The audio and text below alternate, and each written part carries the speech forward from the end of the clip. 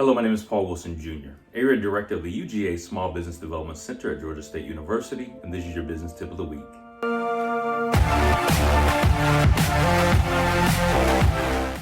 One of the things I enjoy most about my home office is this picture right here, because it really makes me think about that sometimes I'd rather be at the end of that dock, enjoying that water and that scenery than maybe what I'm dealing with at the moment.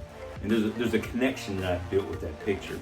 Well, when I think about video and how you can use video for your business, to me, it's all about connecting with your audience, right? It's building that relationship with them, even though they haven't met you yet. But in doing that, they get to understand more about you and your company and why they should use your product or your service. So let me share a few thoughts with you about how to build that connection with the audience by using video as part of your branding and marketing strategy. Number one is storytelling. When I think about superheroes and comic books, I think about their origin story, right? It's how did they get to become the superhero that we see now, right? We all want to know, what was the process for you to get there? Well, guess what? People want to know that about you and your business also. Where did you start from to get to where you are today, to offering what you're offering, right? What's your passion? What's your motivation?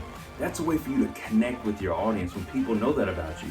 So again, that's one way for you to use video, is to tell your origin story and let people into your history a little bit and your journey that you took to get to where you are. It's amazing how people will find commonality with that, and that builds connection with them and draws them in a little bit closer. So next is information. What can you share with people that makes them an informed buyer, that gives them more insights, right, to help them make the decisions that they need to make? That's another way to build connection with your audience. So next is education. And the difference between, to me, information and education is that in education, you're teaching them how to do something versus giving them just knowledge of something.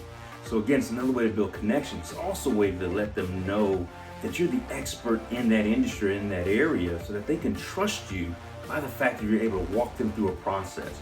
When people feel that they've gained something, such as a new skill set or an idea or a concept, and it came from you, again, it's another way to build that trust and connection with your audience.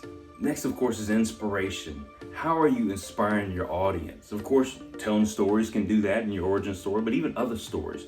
Sometimes people just want to feel better, and you might be able to do that with telling stories about, again, who you are, about your experience, about your failures, about how you have to get back up and keep moving, right? There's a lot of different ways you can inspire